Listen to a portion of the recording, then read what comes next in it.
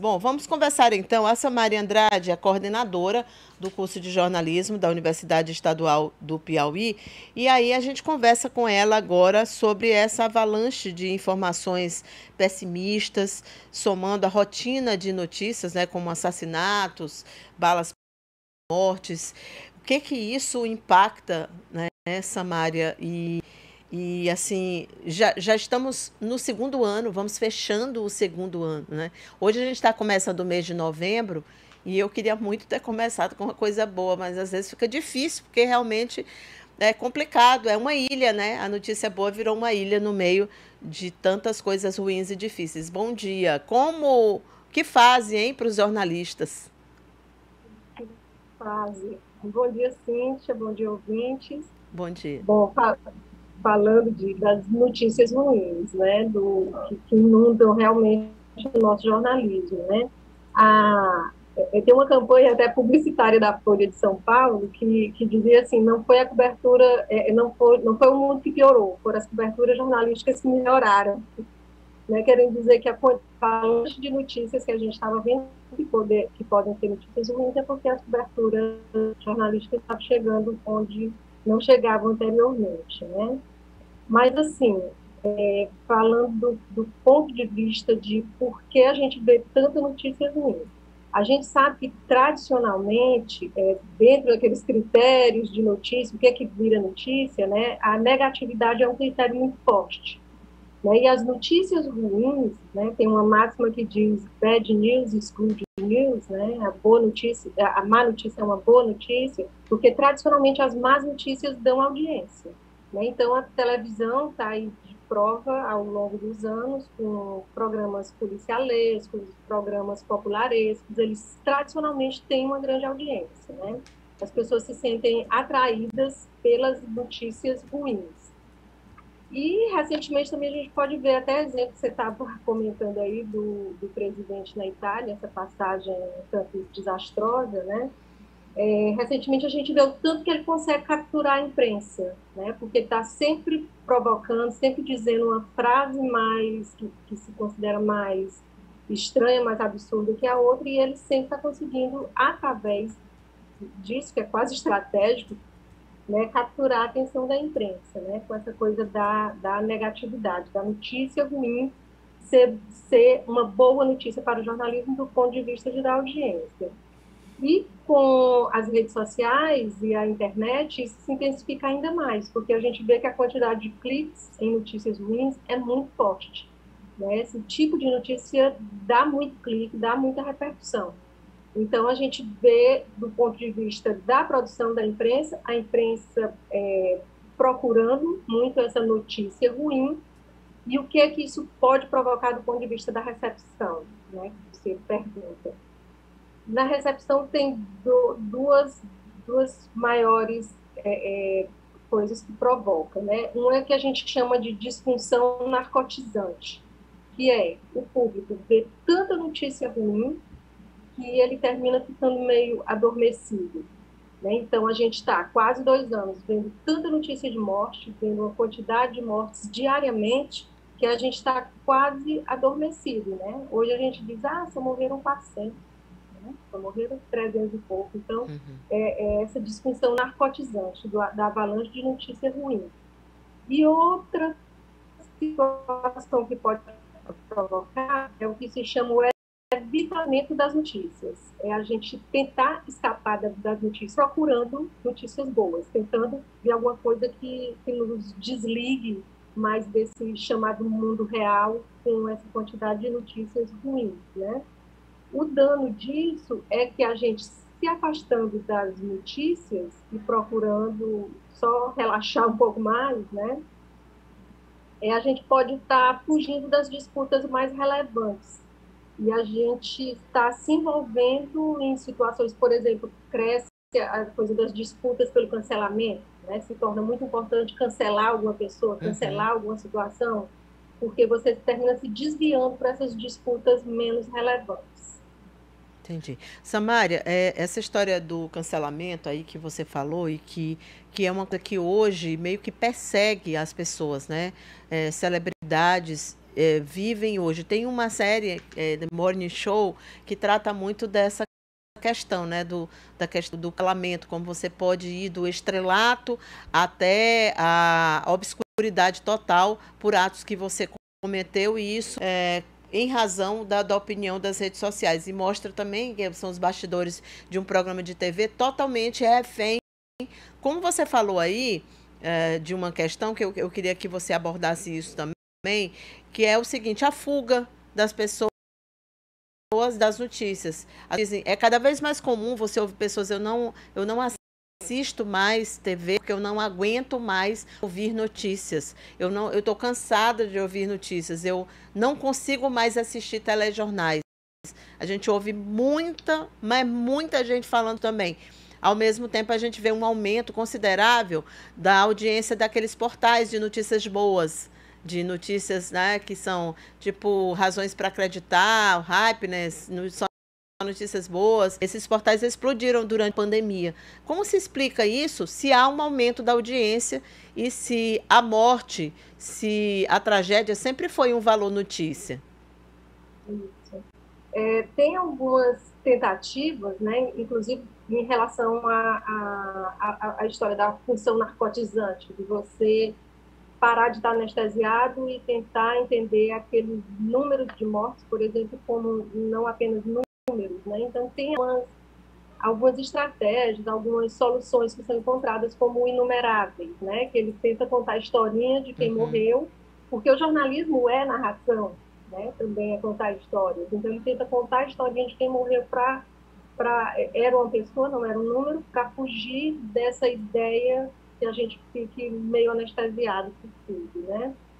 Uma solução seria você só noticiar eventos positivos, a exemplo desses portais que você disse, tem algumas iniciativas assim, só notícia boa, né? O nome do programa, né? Notícia da boa. Só noticiar notícias positivas seria uma saída para o jornalismo, né? Aí você abriria mão dessa questão de saber que as notícias ruins são chamariz para a audiência, né? Participam do jornalismo também. E também não seria uma solução, né? Você investir somente em notícias boas.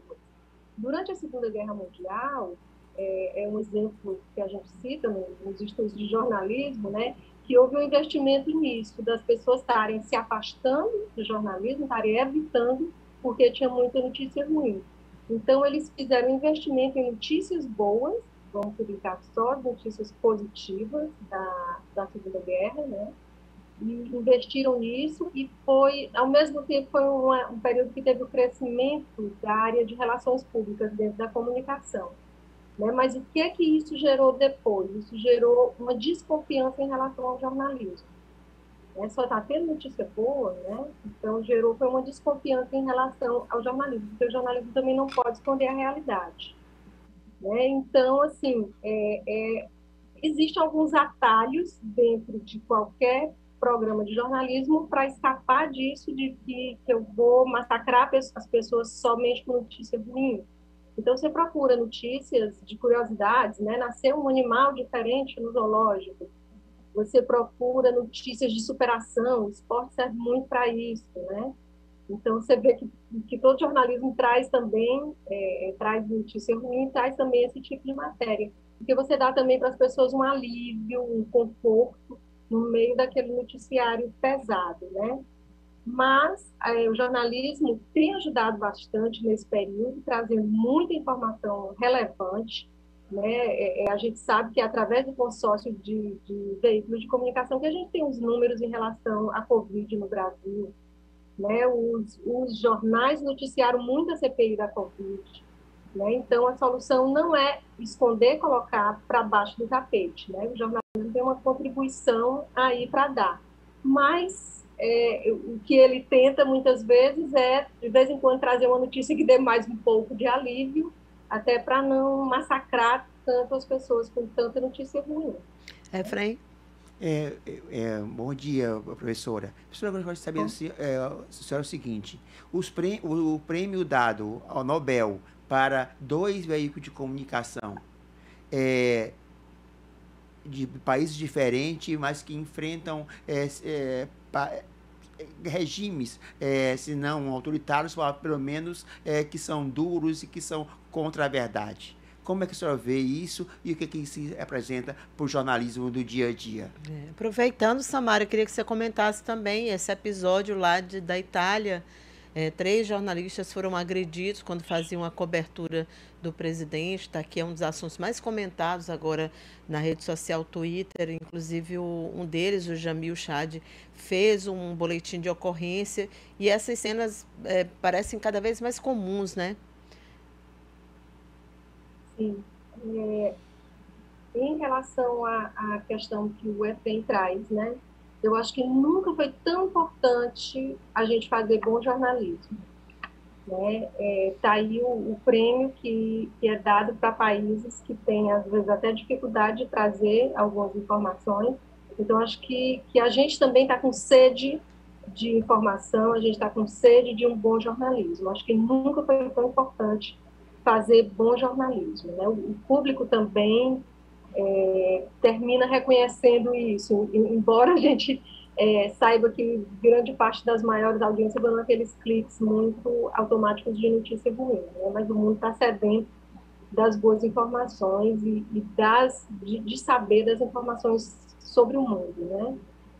E essa questão de maltratar o jornalista, isso está posto por essa presidência desde o início, né? Vocês lembram lá da cerimônia de posse, que os jornalistas tiveram que ficar separadinhos lá no cantinho, não podiam circular pelo Congresso, né? Pelo Palácio, não podiam, tinham que ficar assim, e é submetido a situações humilhantes, né? Mas o que é isso? É uma tentativa também de calar os jornalistas e de controlar o tipo de informação que se quer ver veiculado. Né? Isso que se faz agora com o Jamil Chad, que é um jornalista reconhecido, e outros. Né? É uma tentativa, né? Já que eu não estou conseguindo controlar o que aquele jornalista está dizendo, eu vou tentar desmerecê-lo, eu vou tentar desacreditá-lo, eu vou tentar fazer de conta que aquilo não é importante e tentar colocar a minha versão, né? Na versão que ele queria passar, certamente não estaria sendo vaiado, não estaria sendo excluído de fotos de líderes, né? Mundiais. Então, tem essa busca, né? O Trump fez isso muito nos Estados Unidos, né? De tentativa de desacreditar a imprensa, de tirar a imprensa de lado para tentar colocar uma versão que seja uma versão mais positiva a ele, ou mais de acordo com o que ele deseja, né? A Patrícia Campos tem até um livro, né? Isso, lançou um livro. Pois já ia falar aqui do livro da Patrícia, que sempre ela foi vítima, né, dessa rede de fake news.